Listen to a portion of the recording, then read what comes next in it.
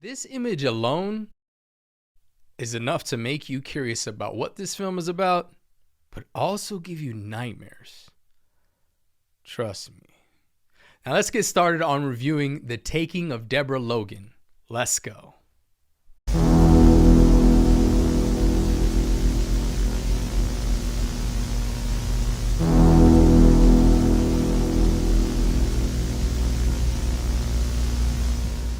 What's going on my horror flicksters? This is Jacey from Jacey Flicks, and today I'm going to be reviewing the oldie but goodie called The Taking of Deborah Logan. Now, before I do get started, please know that this will be a spoiler-free review, just in case you guys have not seen it, although it is about 10 years old. It's still a movie I felt like that is very underrated, and I didn't really hear much about it when it came out, all right? So I finally got the chance to see it, and I'm going to give you guys my thoughts and my review on it. Also, please make sure that you hit that like, subscribe, hit that notification bell to stay up to date on all of the films that I will be uploading. I'm uploading every single week and talking about movies like this, whether it's old or new, horror, or even TV shows, all those things. So, The Taking of Deborah Logan is a found footage supernatural horror film which serves as the feature film directorial debut of Adam Robitel, who later directed Insidious: The Last Key and Escape Room. The film stars Jill Larson and Ramsey and Michelle Ang. Set in Virginia, it tells the story of a documentary crew making a film about Alzheimer's patients who uncover something sinister while documenting a woman who has the disease. It's somewhat unexpected when it takes that turn, but when it does, it's definitely worth watching. Now, this film was released in 2014, which is around the time when found footage was the popular thing, but it was also kind of dying out. This was around the time when things were starting to get a little outplayed when it came to the found footage type of style. So I see why this film was a little overlooked and underrated in my opinion for the most part. For the first half, it oddly reminded me of M. Night Shyamalan's The Visit, which ironically came out the year after, which I had seen already. But I never seen or heard of The Taking of Deborah Logan.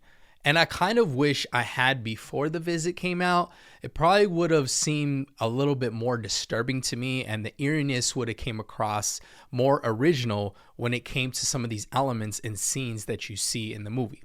Yes, who thought old people would have been scary, especially if they are presented in a way that seems to be very unknown on what is going on with them? Especially when you have no idea of their mental state, it can really take a toll on the viewer's experience and the audience. I feel like it's a little more surprising and it kind of slowly unravels. Aside from me seeing The Visit before this one, I feel like there were some things that were quite similar. Now, aside from the jump scares, I still feel like this is an original story, especially when you find out the truth and discover what is really going on with Deborah Logan. Director Adam Robitel builds enough intrigue to have you wondering what is happening with Deborah and the documentary crew.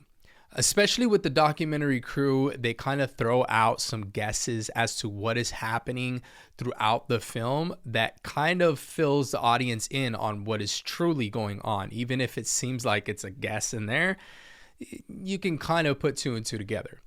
However, the third act really goes off the rails, and that's when things get truly scary and all is revealed. No spoilers, of course, guys, but the ending is different than what I thought it was going to be. It wasn't predictable and it doesn't end in typical horror fashion, which I actually enjoyed. Now, this leads me to the negatives. As I previously stated, since I had already seen M. Night Shyamalan's The Visit, and the horror involved in that film resembled some of the scares from The Taking of Deborah Logan. I wasn't all that creeped out by the scares, but like I said, it was probably because I'd seen The Visit before this. But like I said before, I was still intrigued, and the story kept me watching and it kept me glued to the TV. And throughout that, you're kind of sitting there trying to think about what's going on. Now, I did watch this with my best friend, so throughout the movie, we were sitting there asking each other questions like, what about this or what about that?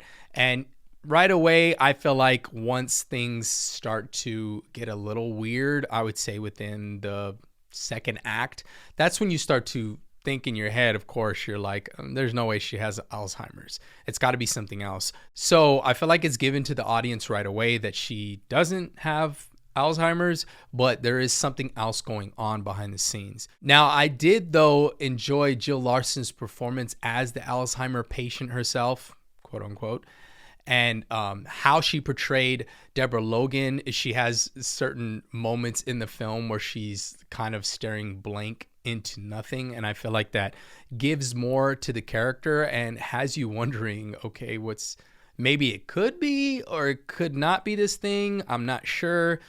Whatever's going on, it still gives a little eeriness to it.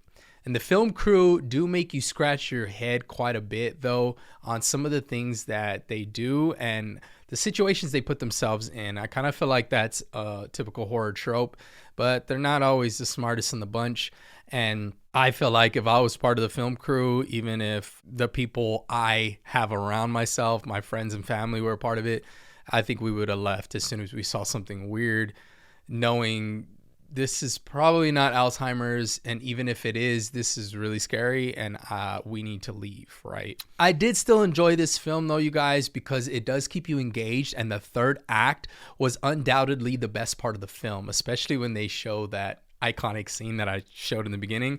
This scene has been talked about with certain horror directors and certain people in the industry within this time frame that it has come out. I feel like a lot of critics weren't really talking about it, and even just people on videos that I was seeing on YouTube or even social media. But with all that being said, I'm going to give The Taking of Deborah Logan 3.5 flames out of 5 and a pretty fire rating. That is worth the watch, and I think it's worth you guys checking out if you do get the chance. Currently, as I'm filming this and as I release it, it is showing on Amazon Prime. And as soon as I saw it on Amazon Prime as we're scrolling, I was like, wait, this was featured on this special on Shudder where they're talking about some of the scariest movie moments within the past decade. And they showed this scene in particular. So I was like, we got to watch this, right? All right, guys. So what did you guys think? Have you seen it? If you haven't, comment below. Let me know what you think, even of that screenshot's pretty creepy. And also talking about found footage films, what are your favorites? Okay, I know Cloverfield has to be up there. I'm sure for some of you guys, Paranormal Activity, even Blair Witch Project. But let me know in the comments below what your guys' favorite found footage film is, especially around that time in the 2010s, early 2010s, even late 2000s. And I know this film did come out about 10 years ago, but do give it a watch. I feel like it's worth it, at least especially if you're a horror fan just like me. So please comment below, you guys, and let me know what other horror movies you guys want me to review, even if they're old, new, any of that, or even just any movies you guys want to see me review. I will definitely do it and give it a watch, promise you. Once again, my name is Jacey from Jacey Flicks, and until next time, I'm out.